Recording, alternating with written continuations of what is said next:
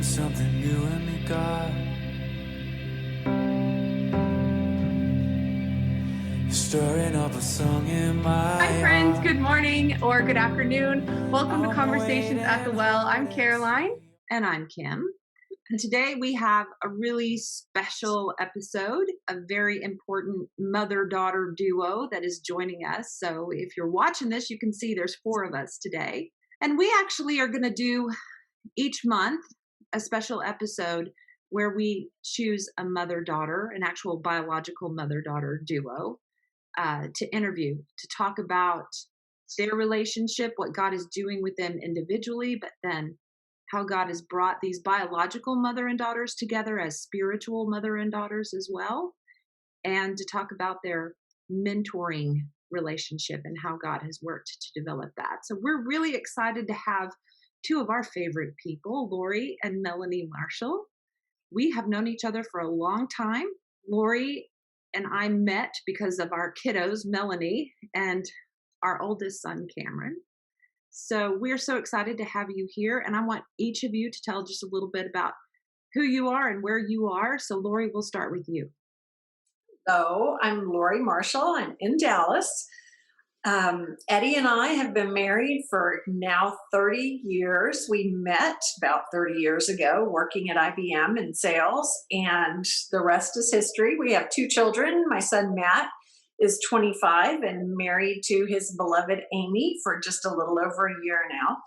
And Melanie, well, I'll let her tell you about herself, but Eddie and I, thanks to the Pinos, got involved in a Cuba ministry about 5 years ago, just as Eddie was retiring from Microsoft. And it has been such a blessing for our family and the way the Lord has directed our lives in this new season. And I'm Melanie. So as she said, I'm Lori and Eddie's daughter.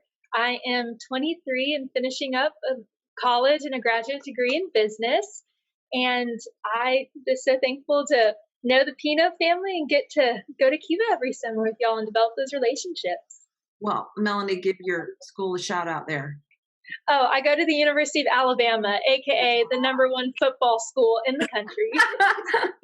Yeah, I knew you needed to say that. I just so thank you for cluing us in as to where you're joining us today. So roll tide. Roll tide. Well, Lori, I just want to know, you and I have walked beside each other for a long time now. And I'm blessed when we get to meet and talk about what God has been showing you over these years. So I wonder if you would share with the rest of us, what has God been teaching you recently? Well, the year of 2019 was a breakthrough through some Bible studies and activities I was involved in church. And I really was feeling led to be intentional in my relationships. And that's friendships and family and younger women, mentoring, all these things. And then 2020 hit, and I feel like everything came to a screeching halt. It was hurry up and go, and then like hitting a brick wall. And I think, like everybody else, I have had to grieve the slowing down, but also realize it was a blessing from God to be still and know that I am God. Just stop doing and just rest in me and let me speak into your life in the quiet times. And that's really hard to do. We get very, very busy. And I mean, Kim, you and I have been to Cuba 3 or 4 times in 1 year lately with women's conferences and activities, and that came to a screeching halt. And I need my spiritual infusion that comes from being with our sisters in Cuba, just that joy and that excitement. And I miss that terribly. So it was just an adjustment to life, slowing down, communicating like this instead of being together in large groups and being creative in how we get back together. Yeah, and I know for you, Lori, you're such a people person. You're probably one of the most genuinely kind people I know. And you love being in the presence of other people. I mean, like physically. And I know that this has been really, really difficult for you, really difficult. But what you said about the world just coming to a standstill, and I know for myself, I didn't realize how busy I was until all of a sudden I wasn't. And so even though it was just a turn on a dime, have to figure out in the midst of fear what we didn't know about COVID, what, all of that. How are you going to do work? How are my adult kids going to do college? How are my seniors? My twins were seniors in high school. What did that mean? After dealing with all of those changes, I have to tell you, the idea of having to ramp back up to that busyness again, I don't know that I want to. I agree. I agree. I think God has really shown us what it does mean to just be still, even though it wasn't our choice. We were forced to be still, but to kind of, in a way, luxuriate in just that time that we were able to have with him. Mel, I know you got some unexpected time at home and even went through doing your college graduation, a little drive-by parade type of celebration. What do you think it meant for you getting to have that expected time at home? And then just tell us a little bit about, what that meant being home with your mom again and getting to just, sit at her feet like I know we all do with our mothers who are spiritual mentors. How did that grow y'all's relationship? Absolutely. So, kind of like my mom, I love being with people physically. Zoom, definitely, I appreciate it can connect to you during a pandemic, but very much like her, I want to touch people I love, give them hugs, be with them. And so, being so far away, I mean, for the people who are watching this, Alabama is over 500 miles from Dallas, where all of us live. And so, my mom and I have gotten very good at FaceTiming and regularly talking on the phone to see each other. But it had been over 4 years since I had quote unquote lived at home for longer than a month over the summer, a few weeks. And so having an unexpected time where I just got time to be with them and hang out with them. I mean, now that Matt's married, it was kind of like I'm the only child right now in the house. And so I got all of her undivided attention for months, which I loved. But it was just a really good time, especially senior year. You have so much to look forward to when you graduate and you're about to leave college and embark on a new chapter in your life. And any fears and anxieties that I had about the future or stuff that I was struggling with, it was nice to have her right there where I can talk with her about it and just say, hey, here's what I'm struggling with. I'm really missing my friends. I didn't get to say goodbye to them. Am I going to have a graduation? What's that going to be like? And so for the nights when I had worries or needed a shoulder to cry on or a listening ear, she was absolutely there for that. And so when I look back at COVID with all the hardships and the difficulties that it also brought a really sweet time where for 2 or 3 months, I just got to be with her all the time and learn and grow a lot from her. So that was a big blessing. What do you feel like prior to that, y'all's relationship had looked like? So my mom and I had always been really close, and I attribute that to just the way that she loves people and the way she parents. When I was thinking about our relationship, the verse from Titus comes to mind in Titus 3:2, speak evil of no one, to avoid quarreling, to be gentle, and to show perfect courtesy toward all people. And it really reminded me of the way that my mom treats other people, and especially growing up, how she would treat Matt and I.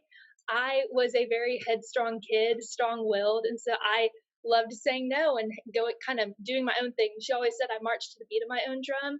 And so just as a mom, she did a good job of enabling me to feel like I had freedom and like my voice could be heard without giving me too much freedom to where it was dangerous or just too much. And so she just does a good job of letting people be themselves and working alongside them and helping them grow more into the image of God and who they're supposed to be without being overpowering. Now, we definitely did fight though. I'm not saying we didn't have a perfect relationship.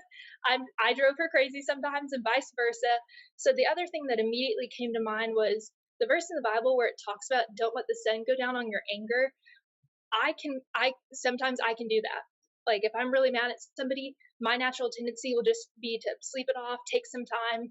And that is not how my mom operates. She wants to resolve it right then, there, whether you're ready or not. And so it was a really good thing for our relationship because if both of us had been kind of like how I am, we might not have been as close. She's just really good at conflict resolution. And so because of that, whenever I would disobey or was disobedient and we'd get mad at each other, she always did a really good job of bringing us back together, facilitating an honest discussion about what went wrong, what we can do in the future to make it better so that we don't keep having that same fight. So I'm very thankful for her style.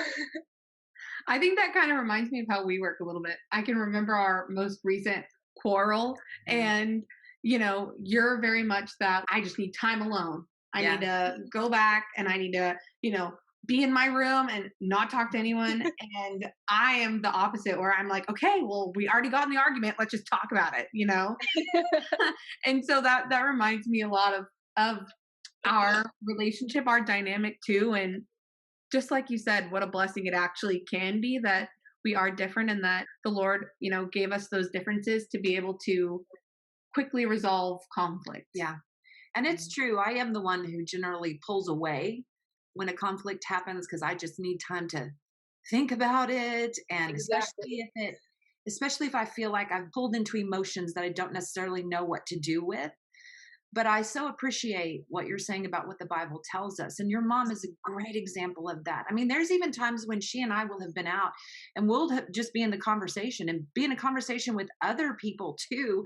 And I'll leave and she'll text me later on and say, I'm so sorry when I said whatever it was. And I'll think to myself, okay, well, I didn't even take that as offense, but I'm so appreciative that she's sensitive to that if I had taken offense to that she wants to make amends before we even go to sleep that night. And so that's great. And I'm having to learn that it's, whether I feel I'm the one that's right or I'm the one that has been wronged, it's my responsibility as a follower of Christ to make amends, to humble myself, ask for forgiveness in my part of whatever the quarrel was, even if I don't get a reciprocal apology. That's really not the point.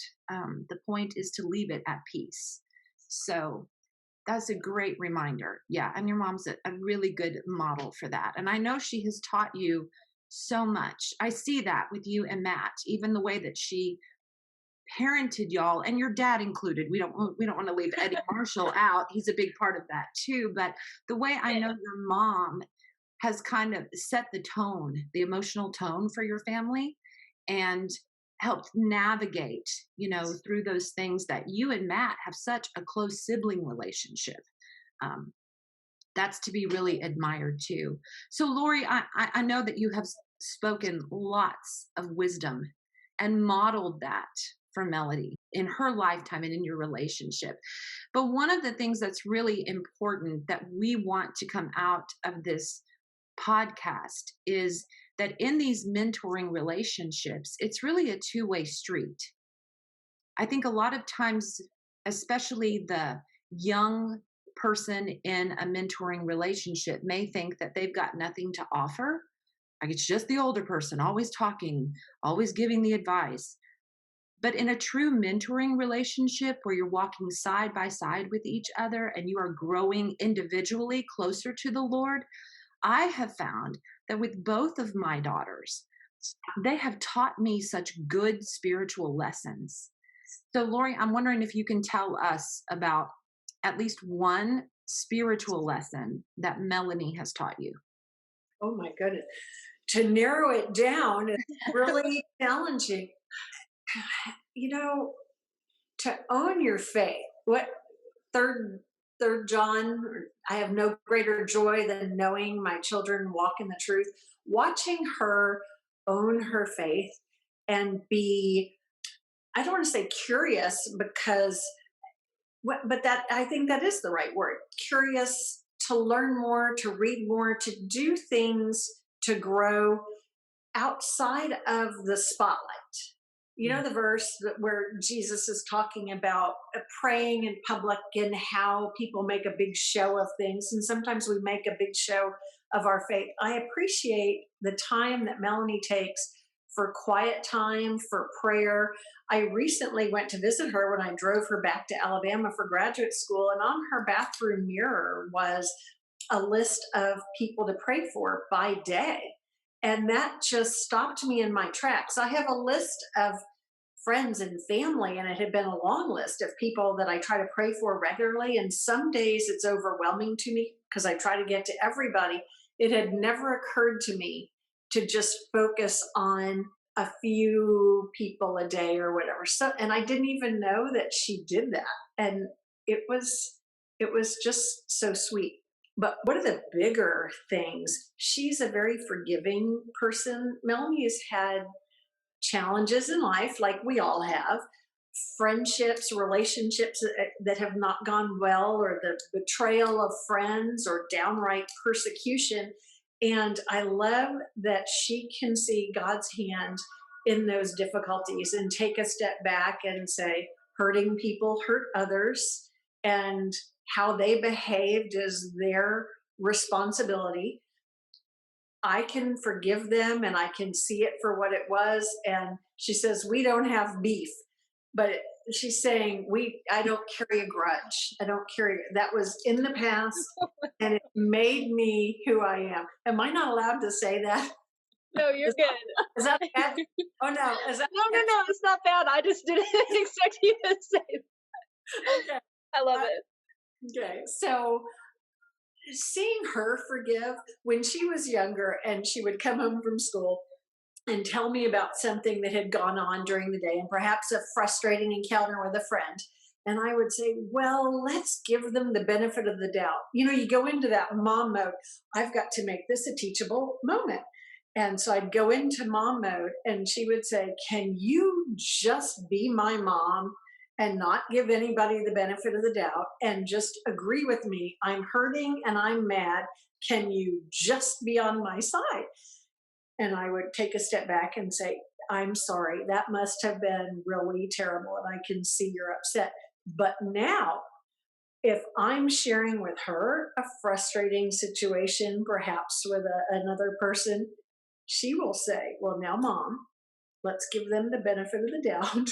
And out of the mouths of babes. And so it's convicting, but not in a bad way. It's convicting in all the right ways.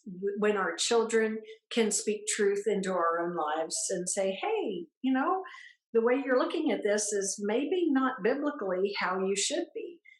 And I've learned a lot from both of my children, their godly wisdom in situations that cause me to evaluate my own behavior or responses. And I love that. Yeah. I feel like that's such a great outlook to have, even nowadays in this like recent climate of just cancel culture. Everyone is so quick to judge, to cancel, to, I don't know, just place these judgments on people who they don't even know, and they have been hurt by something that they heard that this person might have said, and so their next goal in life is to get this person canceled. And I think that's so painful to watch as a Christian, because that is so against what we stand for in our faith. I think that's such a great outlook to have. I know there's probably other things, that being one of them, but what would you tell people of this generation younger than us, or even in our generation, who are, you know, living in this very volatile climate in this culture? What I tell them is that the word you just used, volatile, is really, it's spot on, just because of how much the culture changes and how it's just, yeah, ever changing. I mean, God isn't changing. And so my biggest advice would be to keep your eyes on the Lord, because as the world moves and people might cancel you or hurt you, or relationships might come and go, the relationship that you have with God absolutely will not. And it reminds me of in Matthew, when the story of when Peter asks if he can meet Jesus out on the water, and Peter walks on water. When he first comes to him, he's looking at God, he's walking towards Jesus, and it's really cool. But then it talks about the winds pick up, and Peter became afraid, and he started to sink and cried out, Lord, save me. And so one of the best sermons I ever heard from my church in Tuscaloosa talked about that specifically and said, Peter took his eyes off of Jesus, and that's when fear and doubt crept in. And so when you keep your eyes fixed on him, he will provide and sustain you. And so in this culture where it is so easy to be canceled and people are so divisive about what they believe, filling your head and your heart with what the Bible says instead of what the world says will absolutely sustain you, because he's the only one who is going to fully satisfy you, and what each of us look for to be fully known and yet fully loved, that will only come from the Bible.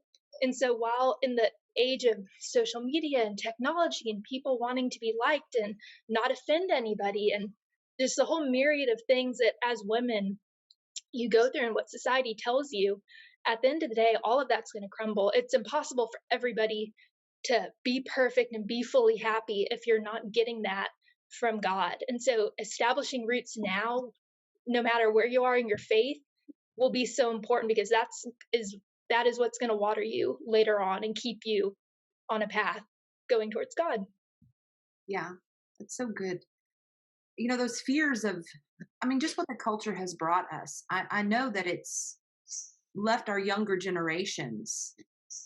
I can think of just the lifespan of y'all, your 20, 5 years to almost 20, 25 years. There's been so much change that has happened at such a rapid pace. And there are times as a mother when I'm grateful that I'm not bringing up little ones right now, with just the change in the culture and now COVID. And, it's when you're a young mom, it seems so challenging and you question everything that you do. Lori, you mothered your children when they were younger so well. What advice do you have for those young moms out there just starting out on this, season? What encouragement can you give them as they start out, really not just mothering their children, but mentoring their children? Well, when I became a mother, I viewed motherhood as the responsibility to be an expert on my kids. And so I studied them. You figure out what makes them tick. What's their personality? What are their characters? I mean, Kim, you have 4 kids. You can't discipline each of your 4 children the same way. They respond very different. They have different motivations, and this is how God wired them. So the first and foremost, I would say to parents of young children, trust your own instincts. Don't listen to all the outside pressures, but also don't be afraid of your child becoming who God created them to be. I hear people describe the terrible twos, and I disagree with that term. I didn't think of it that way. Their job is to say no. A child's job is to say no, and they're establishing boundaries. And I try to be creative in how I let them have choices within a safe framework and explain how they do have to listen, and even when they don't want to, but they do have to listen. So I would just encourage younger mothers not to fear the world and outside influences, just to seek the Lord, to pray about how to parent, to be on board with their spouse, and really talk through all that, get wise mentorship where they can, but to trust their instincts. Don't listen to everybody else and what the world says about how you should do things. And I think God will lead them. Well, to kind of piggyback on what my mom is saying, then a story that she would tell me was, so my grandfather, my dad's dad, when Matt was young, like 1 and 2, before I was born, he would come over and spend time with Matt a lot, and my mom. And so there would be days where she was running around feeling like a chicken with its head cut off, just a crazy schedule. She would say like gunk all over her, whether Matt had thrown up on her or just trying to clean the house and a bunch of stuff, and just would feel a little discouraged. And Grandpa would take the time to look her in the eye and say, "Hey, you're doing a good job."